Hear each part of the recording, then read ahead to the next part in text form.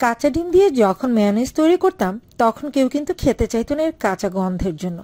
But যেদিন থেকে সেদ্ধ ডিম দিয়ে মেয়োনিজটা তৈরি করা শুরু করেছি সেদিন থেকে তো সবাই এই মেয়োনিজের প্রেমেই পড়ে গেছে। এখন তো কেউ আর দোকানের কেনা মেয়োনিজটা একদমই খেতে চায় না। আর এই সেদ্ধ ডিম দিয়ে তৈরি মেয়োনিজটা এতটা টেস্টি হয়েছিল যে বলে বোঝানো যাবে না। আপনারা একবার হলে এই রেসিপিটা ট্রাই করে দেখতে পারেন, ইনশাল্লাহ আপনাদের কাছেও ভালো লাগবে। যে কোনো ফাস্টফুড আইটেম যেমন চিকেন শর্মা, স্যান্ডউইচ, বার্গার বা যে কোনো ভাজা পোড়ার সাথে কিন্তু এই মেয়োনিজটা আপনারা সার্ভ করে নিতে পারেন।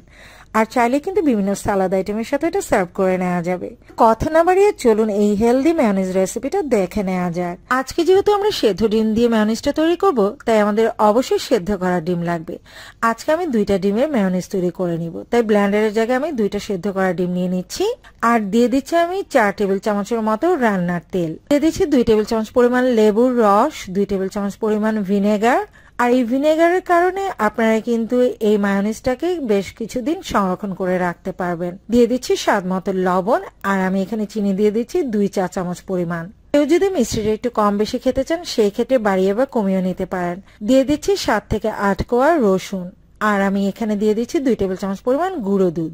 আর এই গুঁড়ো দুধের কারণে মেয়োনিজের টেস্টটা কিন্তু অসাধারণ হবে। অবশ্যই কিন্তু গুঁড়ো দুধটা ব্যবহার করবেন। দিয়ে দিচ্ছে 1/2 চা চামচ পরিমাণ কালো গোলমরিচ গুঁড়ো। ব্যাস এই অল্প কিছু উপকরণে কিন্তু আপনারা দারুণ স্বাদের এই মেয়োনিজটা তৈরি করে নিতে পারবেন। তো এই মেয়োনিজটাকে আমি ব্লেন্ড করে নিব।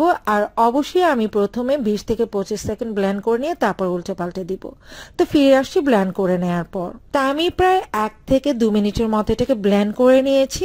আর একটা স্মুথ মায়োনিজ কিন্তু তৈরি হয়ে গেছে। আপনারা দেখতে পাচ্ছেন এর কনসিস্টেন্সিটা কেমন, আর দেখতে পাচ্ছেন একদম দোকানের কেনা পারফেক্ট মায়োনিজের মতো কিন্তু হয়েছে। আর টেস্টও কিন্তু কোনো অংশে কম ছিল না। আমি বলবো কাঁচা ডিম দিয়ে তৈরি মেয়োনিজ থেকে এই সেদ্ধ ডিমের মেয়োনিজের টেস্ট ছিল দ্বিগুণ। আমি এটাকে একটা বাটিতে সার্ভ করে নিয়েছি, আর দেখতে পাচ্ছেন কতটা পারফেক্ট হয়েছে। আই হোপ রেসিপিটি আপনাদের কাজে আসবে। আসছে রমজানে নানা রকম ভাজা পোড়ার সাথেও কিন্তু মেয়োনিজটা সার্ভ করে নিতে পারেন। রেসিপি ভালো লাগলে লাইক, কমেন্ট এবং শেয়ার করে দিবেন। আর আমাকে সাপোর্ট করার জন্য প্লিজ আমার ফেসবুক পেজটাকে ফলো দিয়ে রাখবেন। আজকের মতো এখানে বিদায় নিয়ে নিচ্ছি। সবাই ভালো থাকবেন, সুস্থ থাকবেন। আল্লাহ হাফেজ।